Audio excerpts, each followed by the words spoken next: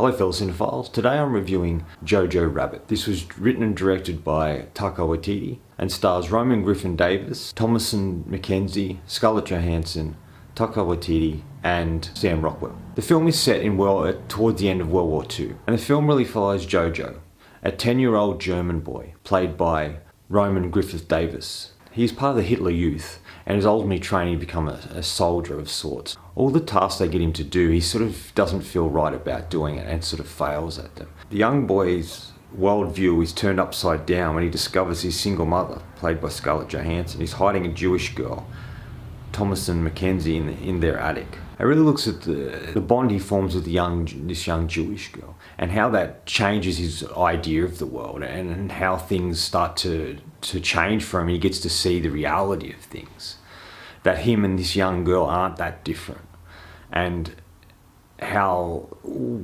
the experiences that they've had have shaped them into the people that they are now. I thoroughly enjoyed this film. I think Taika Waititi is a really interesting filmmaker.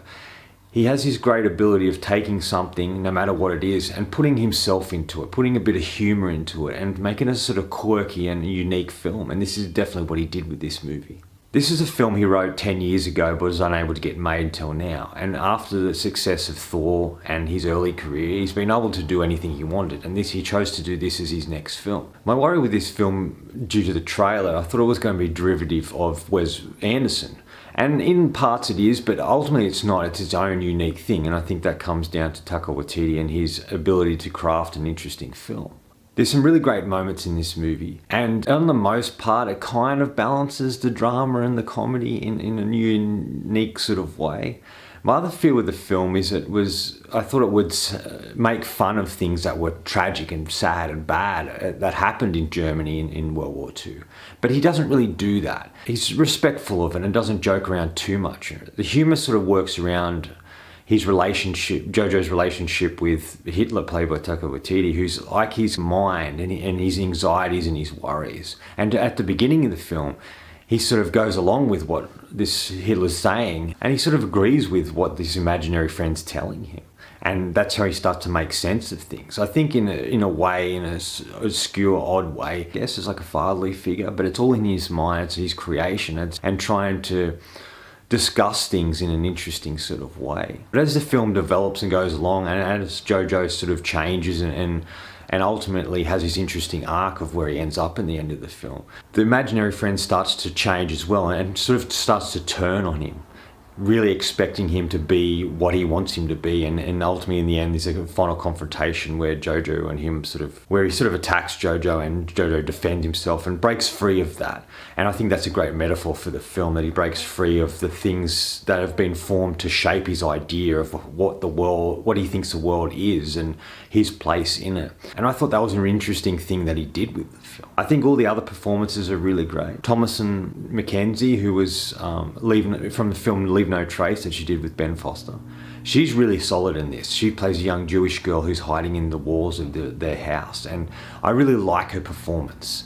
You really believe her, you really feel for her and everything that she's going through. And there's some really great moments, not only between her and JoJo, but also between her and JoJo's mother, who ultimately is treating her like a surrogate daughter. And I really like that as well. That sort of gave such a sense of hope and family and love in many ways. And I like that. This is really, the essence of the whole film is about love and our acceptance of someone who's different to us. And I really like that. I thought that was an interesting way of shaping this film and getting us to really connect and feel for the characters and what they're going through. I think Sam Rockwell's hilarious. He does some really great moments. He plays Captain Kalsendorf, who's sort of instructing these young kids. He's been injured in the war, and this is what he has to do now to be part of the war anymore.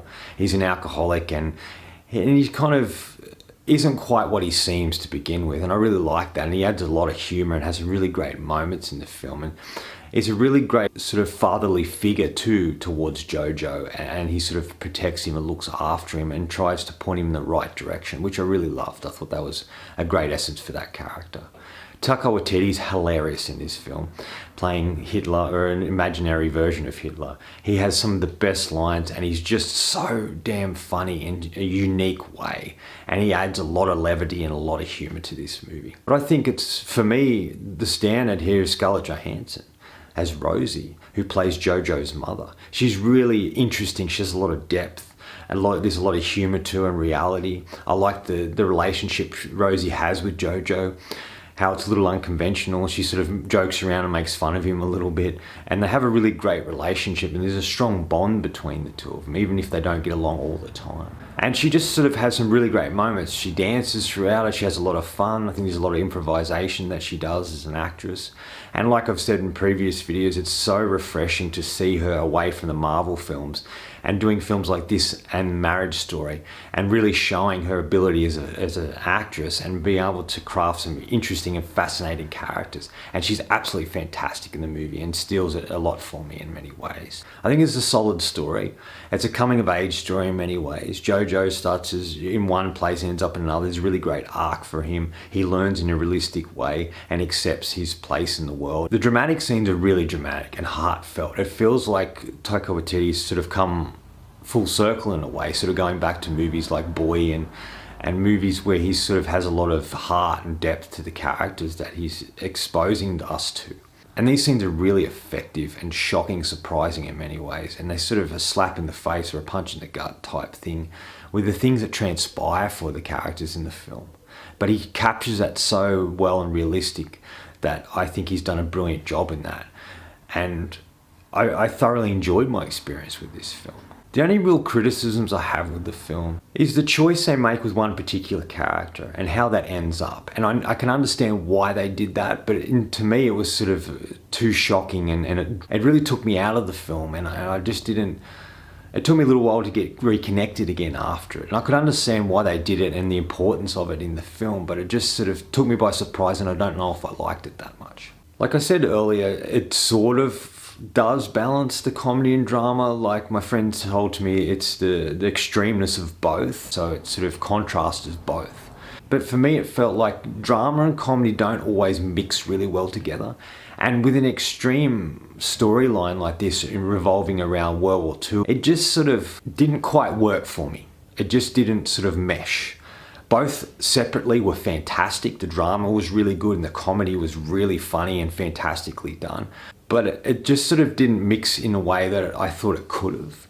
But in saying that, I'm sort of glad he didn't make fun of things. He didn't it's a satire of a film, but it's not making fun of the really dramatic and hard-hitting elements that were part of World War II in Germany at the time. And I think that was a really great way to do it. I just felt, yeah, it didn't quite work for me. Final thoughts. Ultimately, at the heart of this, it sort of looks at, yes, there are terrible things that happen to us in our lives and in the world, but there's also humorous and lighter moments that go hand in hand. And I think that's the essence of what this film's trying to say. You can't have one without the other. It adds a bit of light to the darkness. And I think that's really what he's saying in this film. And I really like that. I like that he's got a bit of a message and a lot of heart. And it is a very funny movie, and I was impressed with what I saw here.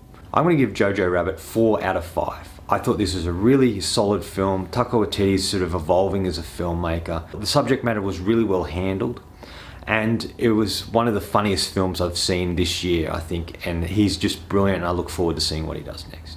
Anyway, that's all from me today. Thanks for watching. I hope you enjoyed this video, and if you did, please hit subscribe down the bottom. Follow me on Facebook and Twitter. Otherwise, until next time, enjoy the movies.